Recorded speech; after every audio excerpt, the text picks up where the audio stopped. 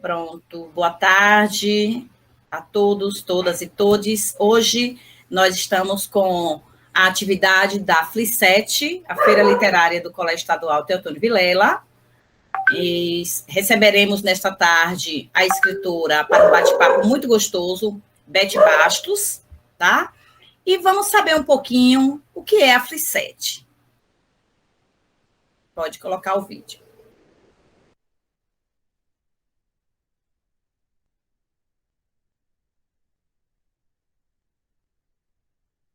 Oiê, somos as Sementes do Bem Querer e hoje trouxemos um projeto para você.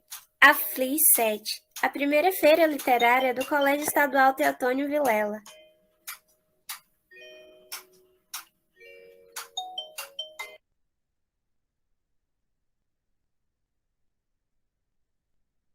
Só um segundinho, ele vai apresentar.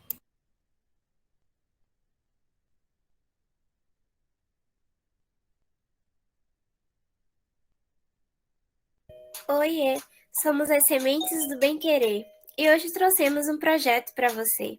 A FLI7, a primeira feira literária do Colégio Estadual Teotônio Vilela.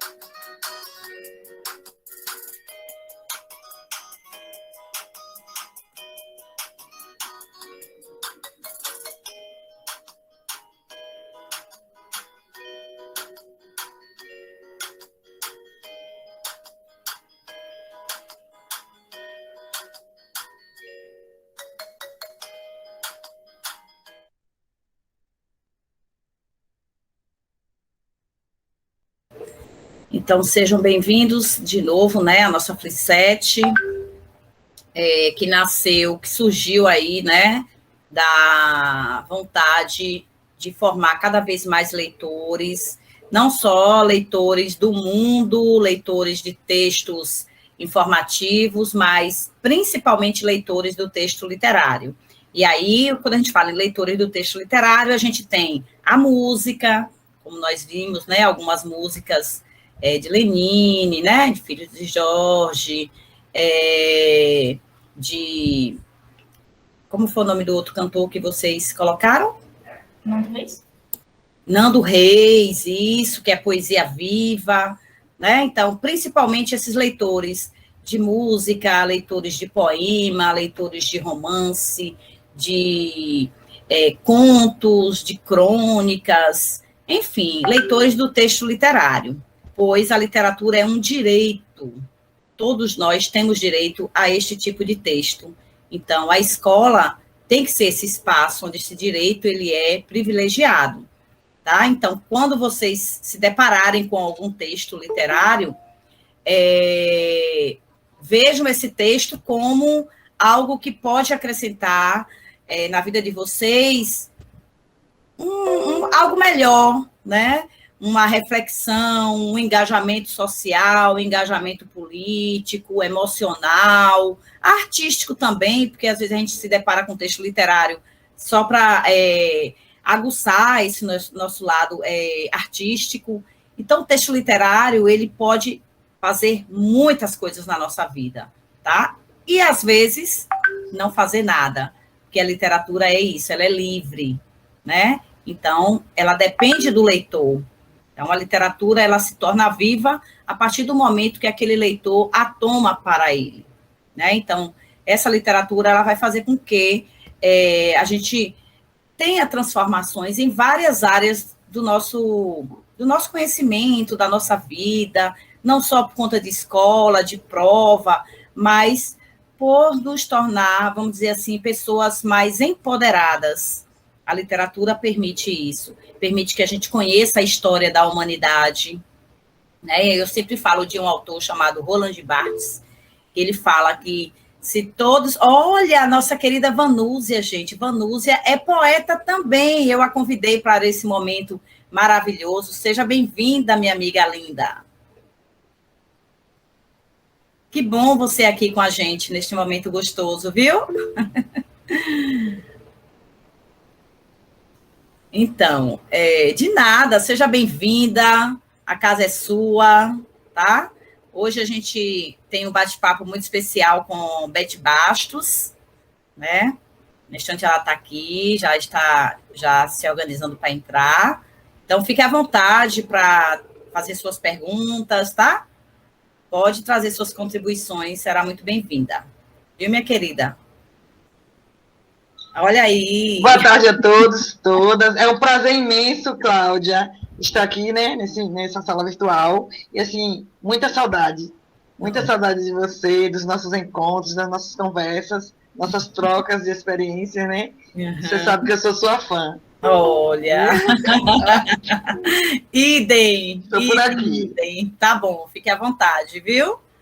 Boa tarde a todos que estão chegando. Então, gente, o texto literário, ele faz muitas coisas na nossa vida. Não é à toa que eu estou aqui hoje, eu devo muito isso ao texto literário, especialmente, tá? E aí, falando sobre Barthes, ele tem um pensamento que ele fala que alguns professores de história não gostam muito disso, não. Eu já discuti com alguns, nas discussões saudáveis, tá? Mas...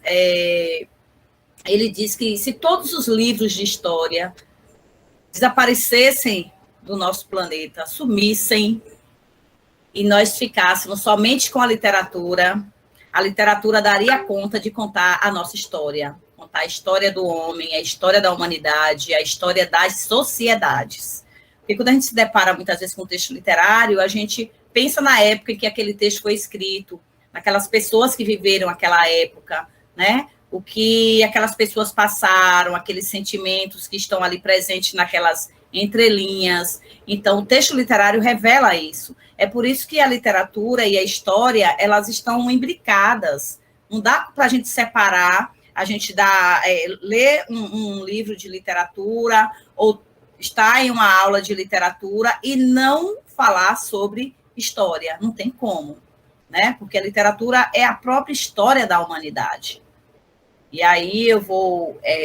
tem um texto aqui, por exemplo, ela não chegou ainda, mas eu vou me apropriar do texto, de Beth Bastos, que diz o seguinte, só para vocês compreenderem como o texto literário ele tem essa força histórica. Dias em movimento. Dias seguem, sonhos e projetos em pausa, vida em movimento, uma espera. Dias seguem, algumas incoerências, dúvidas e incertezas acentuadas. Dias seguem. Observação do ciclo cotidiano, amanhecer, entardecer e anoitecer. Dias seguem. Esperança renovada, fé fortalecida e amor em cada detalhe.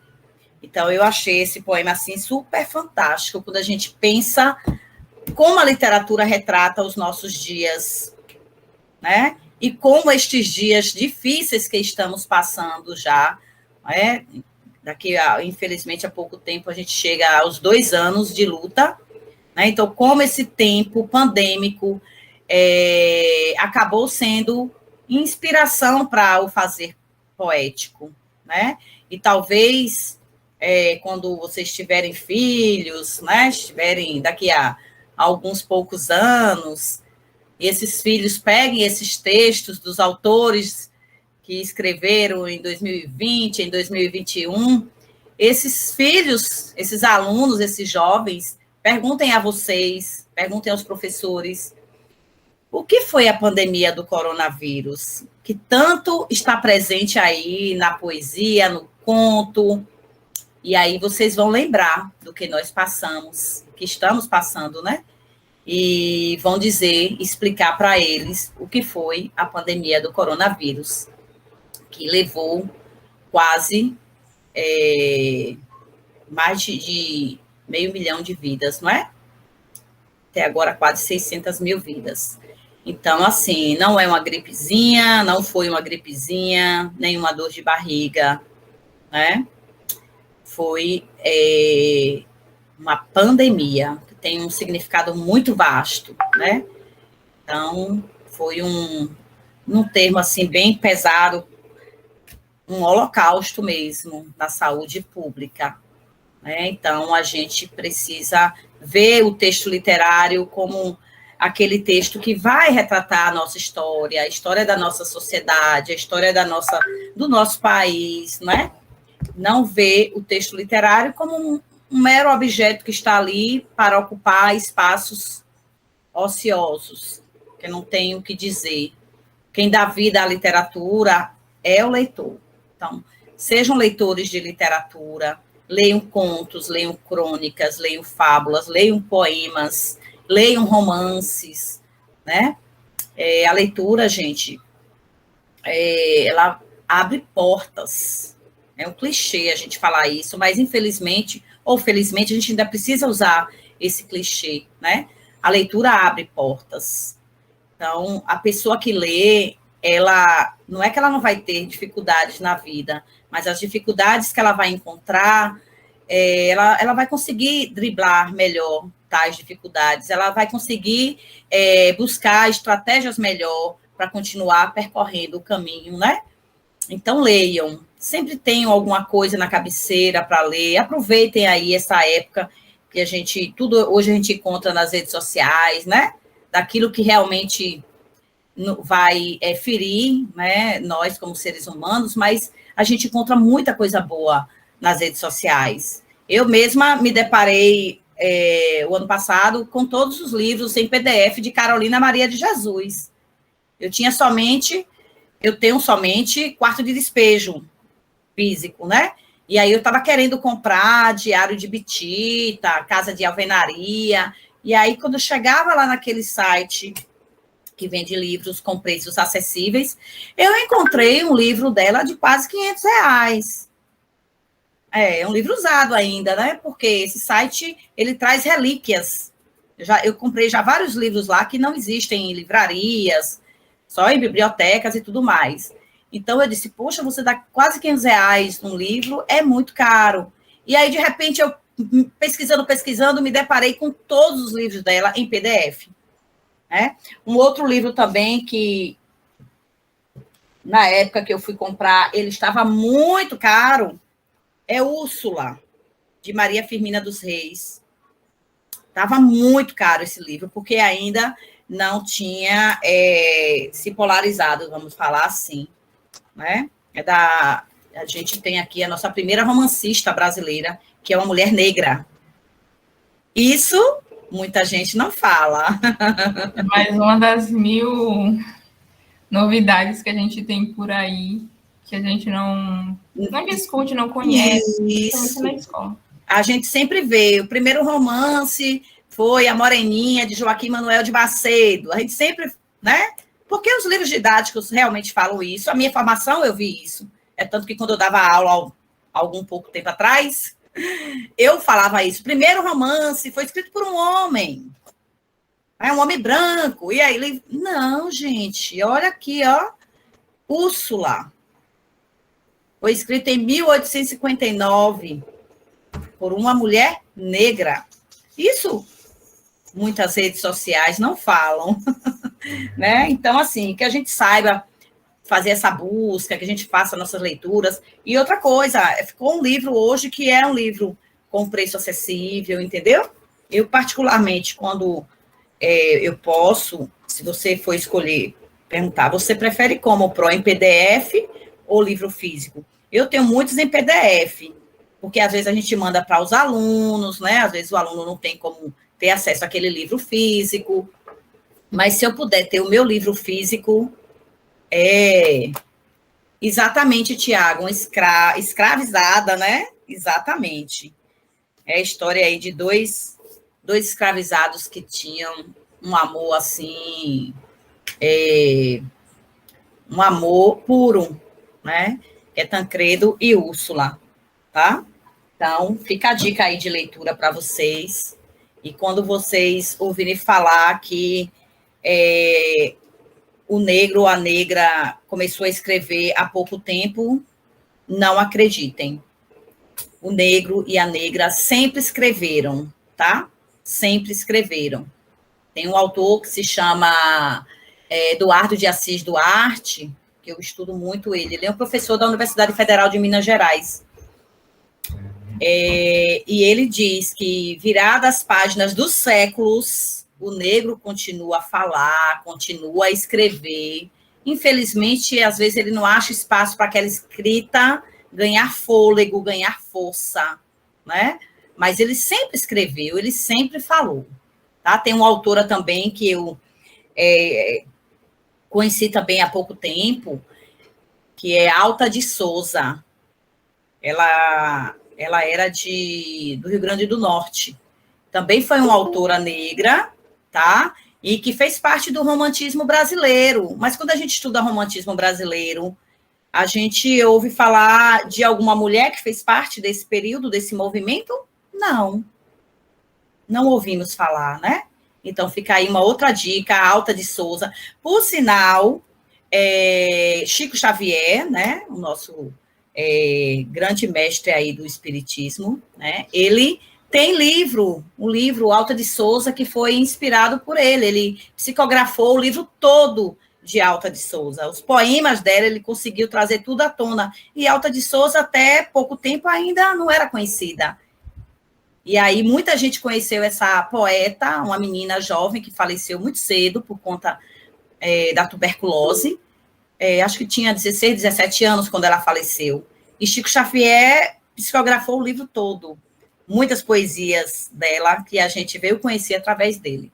Né? Então, assim, são as coisas que acontecem aí no campo da literatura, das artes, e que a gente só conhece se a gente se jogar mesmo, se a gente for pesquisador, pesquisadora, porque, às vezes, os nossos livros didáticos ou a nossa formação não nos dá esse conhecimento, tá bom? Bem, chegando aqui agora a cereja do bolo, como a gente costuma falar. Boa tarde, Beth. Boa tarde, gente.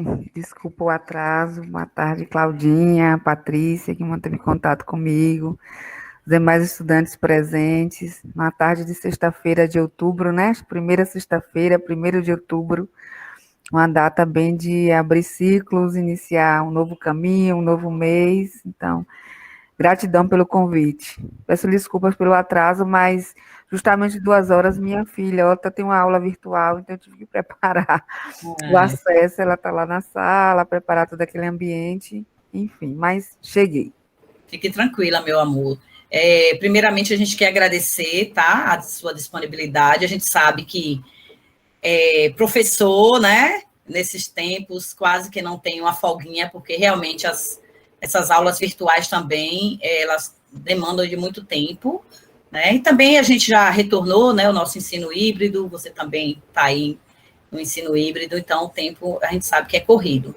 Mas de antemão, a gente quer te agradecer, tá, pela sua ilustre presença e sua contribuição para a formação dos nossos estudantes. Porque quando a gente pensa um projeto em que a gente vai trazer outras vozes para este projeto, a gente pensa nos nossos alunos, nas vozes desses alunos, que muitas vezes são silenciadas pelo próprio sistema, pela própria escola, pelo chão da escola, às vezes não acha esse espaço, né? Então, assim, desde já eu quero muito te agradecer. E falar que a gente tem também aqui uma convidada que disse que não poderia perder este momento com você, que é Vanúzia, nossa querida colega, amiga, parceira aí de educação, de poesia. Um abraço, Vanúzia. Vanúzia tinha que dividir essa mesa comigo, porque Pois escritora que ela também é, cordelista. Obrigada, lá, Lúcia. né? Bom falar com você, bom te encontrar aqui também. Inclusive, Cláudia é essa pessoa, né, gente? É a sororidade literária em pessoa. É ela que agrega as mulheres, que, como diz Elza Soares, não querem basta de silêncios, e Cláudia puxa essas mulheres para gritarem poeticamente, né? Que coisa linda isso, viu? Vou falar um pouquinho Estamos aqui para disso. falar sobre você, tá?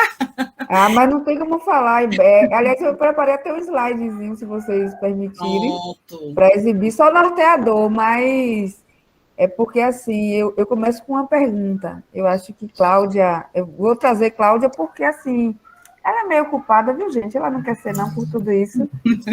E aí eu trouxe um slide justamente fazendo uma pergunta sobre esse convite que eu recebi, né? Beth, escritora, tornar-se escritora. E aí eu fiz um trocadilhozinho para falar um pouco desse momento. Eu acho que primeiro a gente só precisa apresentar, para quem ainda não conhece, é a nossa convidada. Também preparei um slidezinho aqui só para ficar mais visual. Vocês estão vendo?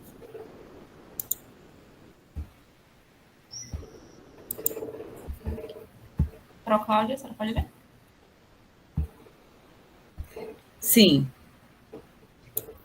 Você quer que eu leia? Mas é sua hoje. Tá bom.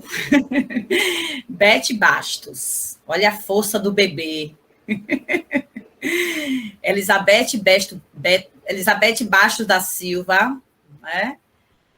Mulher negra, professora e mãe de Malu, natural e residente em Feira de Santana, Bahia. Nessa terra, reside e desenvolve suas atividades profissionais. No ano de 2020, em plena pandemia, criou o perfil literário no Instagram, @youtubers, e despontou seus escritos em várias publicações coletivas, como antologias e coletâneas. Assume o nome de Beth Bastos e compreende que poetizar enriquece seu cotidiano, como a mobiliza para as diversas questões sobre o eu nas relações individuais e coletivas. É membro fundadora da Academia de Artes e Letras Internacional da Baixada Fluminense e Brasil, a ALIBB, ocupando a cadeira número 35. Conceição Evaristo e acadêmica imortal vitalícia da Academia Internacional Mulheres das Letras, editora Literice, ocupando a cadeira 105, Carla Acotirene. Conquistou o Prêmio Internacional Mulheres das Letras 2020 e o Prêmio e Exposição Sou Mulher Poesia 2021, da Academia Internacional Mulheres das Letras, editora Literice. Além disso, o livro individual de poemas tem previsão para lançamento ainda no ano de 2021. Que coisa linda, louca para ver esse livro, viu? Esta é um pouquinho de Beth Bastos, tá? Aqui eu tenho, por exemplo, Mulher Poesia, que eu li um poema, viu, Betinha, antes de você chegar. Eu li o poema Dias em Movimento, para falar como a literatura ela nos representa a humanidade, conta a nossa história, a história das sociedades. Também tem aqui o livro maravilhoso, Mundo Infantil, que Betinha também está, onde tem um poema Maria Luísa é Malu, tá? Fora outros livros, outras coletâneas, Vidas Perfumadas, que foi uma antologia que eu fui a organizadora, e Betinha participou aí com seus lindos poemas, perfumando aí os versos. Então, seja muito bem-vinda. É só um pouquinho, viu, gente? A gente tem um currículo extenso, tá? Pode seguir, Paty. Agora a gente dá a fala à convidada, que vem bem preparada, com slide. Você já pode apresentar, viu, pronto? Pronto. Cláudia, eu estou aqui, na verdade, contendo as lágrimas, né? Mas eu vou falar isso um pouco na minha apresentação, porque essa emoção tem a ver também do que eu trago, né? Assim, das experiências vividas. E quando você apresentou aí outubros, eu lembrei, estamos iniciando o mês de outubros, né? Porque outubros no plural, porque essa metáfora, porque esse Instagram. Então, assim, eu acho que vocês terem me convidado em 1º de outubro para tratar disso, dá um outro texto, dá uma bela crônica. Mas vamos lá. Porque falar de Beth, escritora, é falar também, né? Da minha relação com Cláudia, não tem como não falar.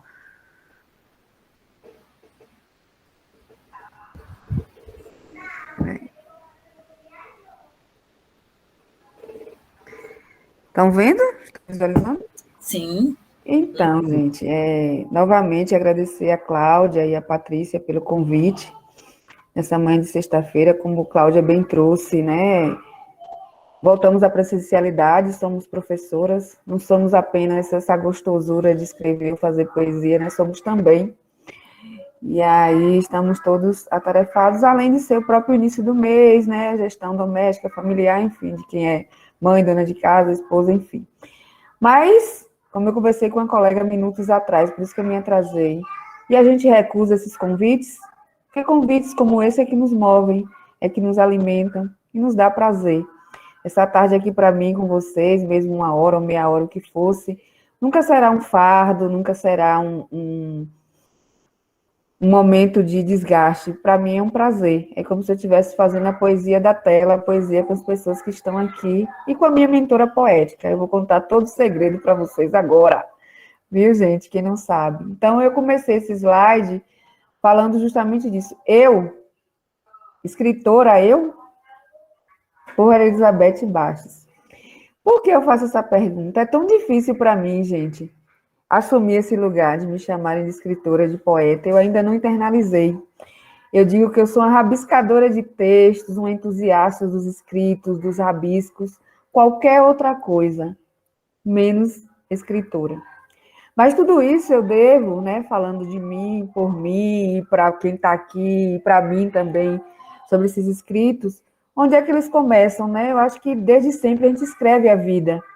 A gente escreve a vida quando a gente tenta pintá-la ao longo da nossa existência com diversas cores, com diversas palavras, e as diferentes narrativas, sejam orais, visuais e etc. Né? E aí acho que a gente escreve, todas nós e todos que estamos aqui escrevemos a vida, mas cada um de uma forma diferente. Então eu comecei a desconstruir isso quando eu recebi um convite para justamente legitimar essa escrita.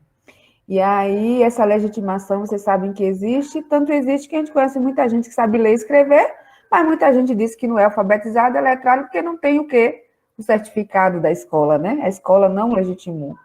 Então, a escritora Cláudia Gomes, cujos textos eu tinha acesso, lia, levei para os meus alunos, fazia formação comigo, citamos em eventos seus textos, apresentei Cláudia a tanta gente, é professora da rede do Estado, escreve, enfim. E um dia, um belo dia, no meio de tantas narrativas, o convite. Beth, você escreve? Eu parei. Eu escrevo, mas eu nunca publiquei. Então, assim, veio o impacto. Eu escrevia para quem mesmo, e por quê, e para quê. Então, nos caderninhos da escola, entre uma aula e outra, entre um verso para um estudante, entre uma fala informal que se perdia, entre um texto para abertura de um evento, Beth sempre escreveu, né? Mas Beth nunca tinha legitimado esse processo, assumindo esse lugar de escritora. Formada em letras pela UFES. E aí, assim, Cláudia me convidou, tudo começa com Vidas Perfumadas, que é uma antologia organizada por ela e que eu tive a coragem de mostrar alguns escritos meus para ela. Disse, Cláudia, dá uma olhada aí, dá para publicar? Cláudia olhou, recomendou, apreciou, e assim fomos nós. E daí, gente, vira um vício, viu? Quem disse que eu mais parei? A culpada é ela. Então, assim, Cláudia, eu digo carinhosamente, né, um termo muito utilizado atualmente, alguns chamam de coach, outros chamam de mentora, eu chamo de Cláudia de minha mentora poética. Porque depois que ela fez essa mentoria, vamos dizer assim, comigo, sem ônus, viu, gente? Sem cobrar nenhum prolabore, eu já também acabei puxando outras mulheres, sendo mentoras de outras mulheres para publicar, né? Virou uma rede, eu escrevi para ela recente, uma rede de sororidade literária. Minutinho, viu, gente?